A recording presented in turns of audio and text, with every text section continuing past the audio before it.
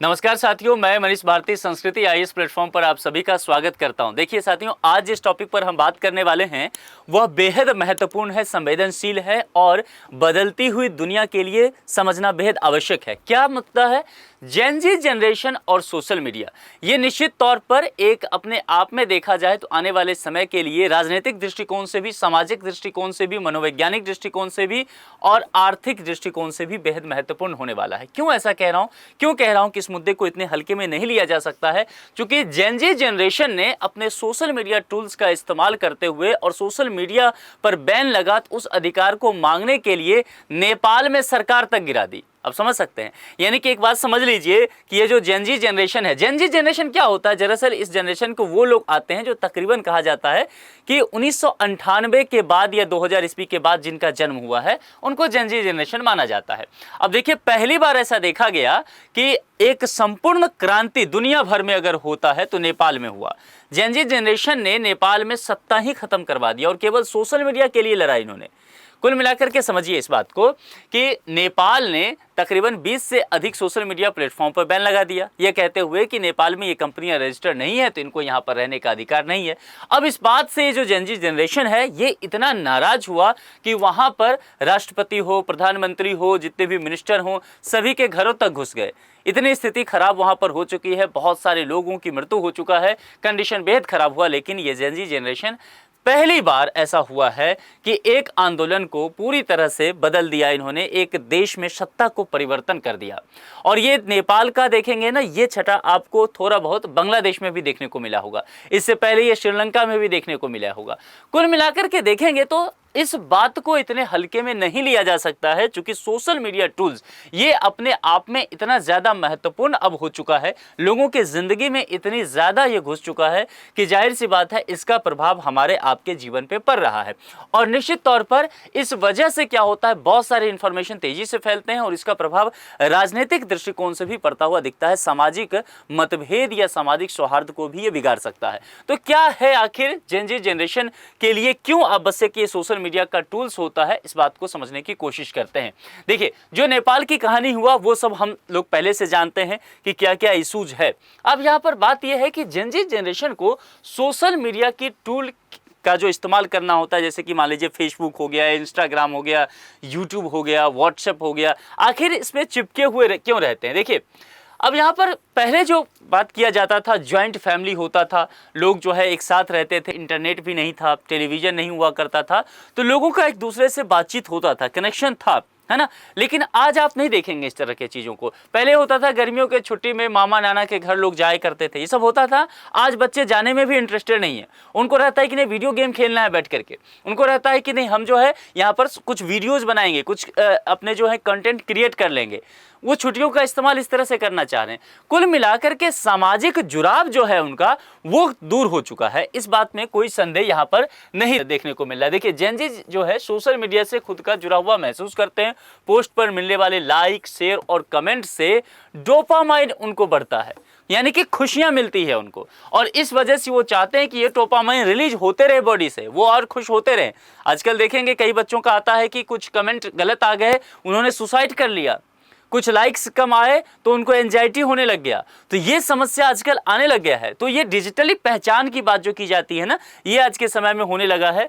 और लगातार अगर देखेंगे इस चीज़ों को लेकर के, तुम्हें कितना लाइक्स आ गया, तुम्हारे कंटेंट को कितने लोगों ने शेयर किया है, कितने व्यूज़ गए हैं, तो एक दूसरे से दबाव भी साथियों पर रहता है। तुलनात्मक दृष्टिकोण से ये खराब भी है। FOMO, fear of missing out इसको बोलते हैं, फोमो, यानी कि ऐसे समझिए कि कोई इन्फॉर्मेशन मेरे तक छूट ना जाए। तुरंत मोबाइल हाथ में लेकर के देखा, हर 5 मिनट में अपडेट कर रहे हैं कि कुछ नोटिफिकेशन आया तो नहीं, क्या है, क्या कुछ नई जानकारी आ गई है, क्या कुछ मुझसे छूट ना जाए। तो ये एक जो होता है ना कि इन्फॉर्मेशन लेने का एक जो चाहत हो गया है, और उसमें बहुत सारी इन्फॉर्मेशन ऐसी है जिसकी आपको आवश्यकता भी नहीं है, जरूरत ही नहीं है, लेकिन आप उस तक पहुंचना चाह रहे हैं, वो फोमो की चीज़ है। इसके अलावा पढ़ाई और करियर में तनाव निश्चित तौर पर बढ़ता जा रहा है। निश्चित तौर पर देखेंगे जिस तरह से कंपटीशन बढ़ता जा रहा है, करियर को लेकर के सभी जागरूक होते जा रहे हैं, और ये सारी चीज़ें जो हैं एक तरह से जीवन में असंतुष्टि डालता है। इस असंतुष्टि से बचने के लिए एक तरीका हो सकता है कि आप अपने माइंड को डाइवर्ट करें। माइंड को डाइवर्ट करने का सबसे अच्छा टूल्स क्या है? सोशल मीडिया, आपका मोबाइल। आप एक ही कमरे में 5-6 लोग बैठे रहते हैं, आप घर घर में देखिए, आपके घर में 5-6 लोग बैठे रहेंगे और पांचों छह अपने मोबाइल में लगे रहते हैं, आपस में बात नहीं कर रहे होते हैं। और इसमें ऐसा नहीं है कि अब जेनजी जनरेशन भी है, सीनियर सिटीजन भी इसमें शामिल हो चुके हैं। दिन भर 2-2 घंटा कैसे रील्स देख लेते हैं, उन्हें पता ही नहीं चलता है कि 2 घंटा कैसे बीत गया रील्स देखते हुए। तो ये घर घर की कहानी हो चुकी है। तो जाहिर सी बात है कि सोशल मीडिया उन्हें वास्तविकता से दूर रखने और रिलैक्स करने में मदद करता है। और यही जो मैंने कहा कि डोपामाइन जो रिलीज होता है, वो इसको एक तरह से कह सकते हैं छद्म खुशी समझ लेते हैं। और ये जब उनसे दूर होता है, जब मोबाइल उनसे दूर हो जाता है, तब जाकर के वो ज़्यादा परेशानी में पड़ने लग जाते हैं। लेकिन नकारात्मक प्रभाव इससे पड़ता हुआ नजर आ रहा है, क्योंकि देखिए सकारात्मक प्रभाव भी है। ऐसा नहीं कि सोशल मीडिया के सारे नकारात्मक प्रभाव हैं। कोविड के दौरान देखा होगा आपने, बहुत सारे लोगों ने व्हाट्सएप ग्रुप बनाया टेलीग्राम पे या जगह जगह पर, जहाँ पर लोगों ने, जहाँ पर गैस सिलेंडर नहीं था, कुछ नहीं था, मदद करने को लेकर के ये सब काफ़ी काम हुआ। तो निश्चित तौर पर इसके बेहद सकारात्मक परिणाम भी देखने को मिले हैं, लेकिन ज़्यादातर इसके नकारात्मक परिणाम ही हमारे सामने आए हैं। चूँकि इसके वजह से अकेलापन महसूस करने लगे हैं लोग, डिप्रेशन में जाने लगे, एंजाइटी और संतुष्टि की भावना, खराब नींद तो से आजकल हर कोई जूझ रहा है, डाइट को लेकर के सोशल आइसोलेशन हो गया है, लोगों से मिलना जुलना कम हो गया है, सोशल एंजाइटी, बॉडी इमेज से जुड़ी समस्याएं, पूरा दिन मोबाइल फ़ोन ऐसे लेकर के रहेंगे तो जाहिर सी बात है। एक अभी रिसर्च आया था कि आज से 1000-5000 साल बाद ऐसा होगा कि इंसानों के शरीर में परिवर्तन होगा, और इंसानों के शरीर में परिवर्तन होगा तो गर्दन ऐसे लोगों का झुका रहेगा, चेहरा आगे निकल जाएगा, क्योंकि वो लगातार जो है इस तरह से बातें करते हुए वो फ़ोन के साथ रहेंगे जुड़े हुए। तो लगातार मनुष्य के जो बनावट है उसमें ही पूरी बदलाव की बात की जा रही है, वैज्ञानिक ऐसा कहते हुए नजर आ रहे हैं। तो ये अगर देखेंगे ना तो सारी चीजें एक परेशानी का कारण तो बनता है, और सबसे अधिक होता है साइबर बुलिंग, मतलब गलत कमेंट कर देना या कोई छेड़खानी करना, इन सब तरह की वजह से होता है। और इस तरह से देखेंगे तो जेनजी जनरेशन ज्यादा परेशान इन सब चीजों से रहते हैं।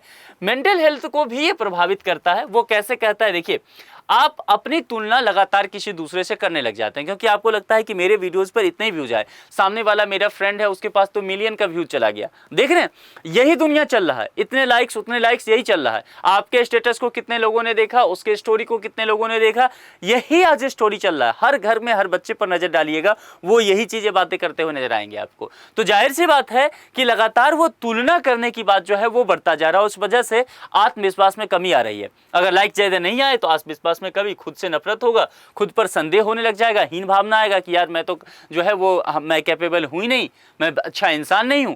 जबकि मसला क्या था कि उन्होंने एक कंटेंट डाला था, उस कंटेंट के व्यूज कम आए थे। इसका ये कतई तात्पर्य नहीं है कि उसमें नॉलेज कम है, वो अच्छे से काम नहीं कर रहा है, या इसका मतलब कतई नहीं है कि वह व्यक्ति जो है वो इससे इन सब चीजों को लेकर के ओवर थिंकिंग करने लग जाए और एंजाइटी में चले जाए।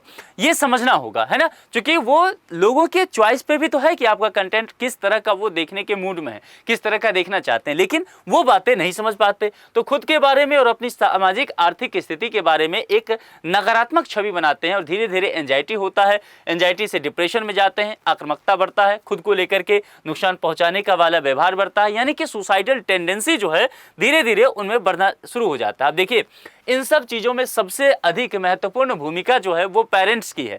जो अभिभावक हैं वो अपने बच्चों को इन सब चीज़ों से शुरुआत से ही बचा सकते हैं। अब देखेंगे आजकल छोटे बच्चे होते हैं, एक तो व्यक्ति को कह रहे थे कि हमारी बच्ची खाना नहीं खाती है, तो मैं मोबाइल ऐसे सामने रख देता हूँ, फिर वो देख देख के खाना खाती है। अब सोच सकते हैं कि किस तरह से वो छोटी सी बच्ची, या आप एक बच्चे की कहानी नहीं है, ये घर घर की कहानी है। बच्चा रोता है, मम्मी मोबाइल थमा देती है, बच्चा उसमें लग जाता है, कार्टून देखने लग जाता है, और उसको कई बार बहुत खुशी से देखते हैं कि देखिए इतना छोटा है, मोबाइल चला रहा है, इतना छोटा है, कार्टून देखकर खुश रहता है। नहीं, वो डिप्रेशन में धीरे धीरे जाएगा आगे चल करके, वो फोमो का शिकार होगा, एंजाइटी उसके अंदर आएगी। तो पेरेंट्स को ज़्यादा इसमें ध्यान रखना है, और बच्चों के जीवन और लाइफ स्टाइल से जो चीज़ें हैं उसको बेहतर करना उन्हीं का काम है, क्योंकि अपने जीवन से उन्होंने जो अनुभव प्राप्त किया है वो अपने बच्चों तक वो बढ़ा सकते हैं कि सोशल मीडिया के एंजाइटी से कैसे उसको दूर कर सकते हैं, सोशल एक्टिविटीज उसके अंदर कैसे बढ़ा सकते हैं।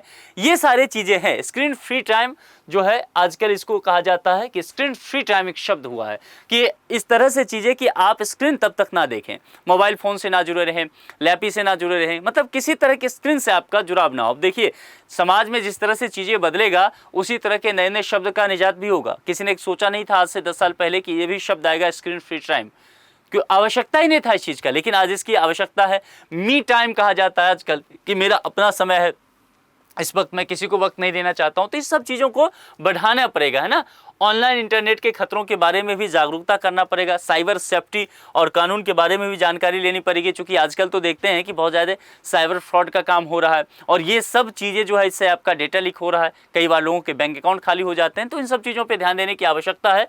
देखिए बात यह है कि सोशल मीडिया पर आखिर कितना समय बिताना सही है। देखिए कहा जाता है कि रोजाना इस्तेमाल अगर सोशल मीडिया का आप करना ही चाहते हैं तो 40 से 45 मिनट का समय पर्याप्त है, इससे ज़्यादा समय आपको नहीं बिताना चाहिए। यदि आप घंटों इस्तेमाल करते हैं सोशल मीडिया का तो एक ही दिन एक ही साथ नहीं कम हो सकता है। जैसे बहुत सारे लोग कहते हैं ना कि मैं इंस्टाग्राम बहुत यूज करता हूँ, 4 घंटे रील्स देखता रहता हूँ, आज से जो है इंस्टाग्राम मैं खत्म कर रहा हूँ, अनइंस्टॉल कर दे रहा हूँ मोबाइल में, तो क्या होगा, धीरे धीरे आप परेशानी होने लग जाएगी, आपका ध्यान बार बार मोबाइल पे जाएगा। क्योंकि आप एक दिन क्या होता था कि लगातार अभी महीनों से आप 4-4 घंटा रील्स देखने की आदत है, अगले दिन से आप बंद कर रहे हैं, तो नहीं, धीरे धीरे कम कर सकते हैं, है ना। अपने आप को किसी और एक्टिविटीज में जो है वो ज्वाइन करा सकते हैं, जिम जा सकते हैं, वॉक के लिए जा सकते हैं, दोस्तों से मिल सकते हैं, शॉपिंग कर सकते हैं, बहुत सारी चीज़ें कर सकते हैं। तो धीरे धीरे जो आपका स्क्रीन टाइम है उसको आप कम कर सकते हैं। मोबाइल में लगा के रख सकते हैं कि आपका दिन भर का 24 घंटे का स्क्रीन टाइम क्या रहा हो, टारगेट रख सकते हैं कि नहीं आज 3 घंटे कर देना, आज जो है 2.5 घंटे कर देनी है, आज 2 घंटे 15 मिनट, आज जो है 1 घंटे। धीरे धीरे देखेंगे आप 1 घंटे के आसपास ले आएंगे। 1 घंटे के आसपास है तो निश्चित तौर पर ठीक है। हाँ, अगर आप मान लीजिए स्क्रीन का ही काम करते हैं, दिन भर आपका काम है जो व्हाट्सएप पे कुछ लगे रहना, ईमेल चेक करना, तो अलग बात है। काम के अलावा जो है स्क्रीन फ्री जरूर रहिए, वो 1 घंटे की आवश्यकता है, उससे ज़्यादा उसमें समय देने की आवश्यकता नहीं है। तो कुल मिलाकर के समय के साथ अलग तरह की परेशानी हमारे समाज के सामने उपस्थित है, तो इसका समाधान भी इसी समाज को ढूंढना पड़ेगा। आप लोग इस विषय पर क्या सोचते हैं और आप लोग का स्क्रीन टाइम कितना है, ये जरूर मुझे कमेंट करके बताएंगे। आज के लिए इतना ही, अपना बेहद ख्याल रखें। बहुत बहुत शुक्रिया, थैंक यू सो मच।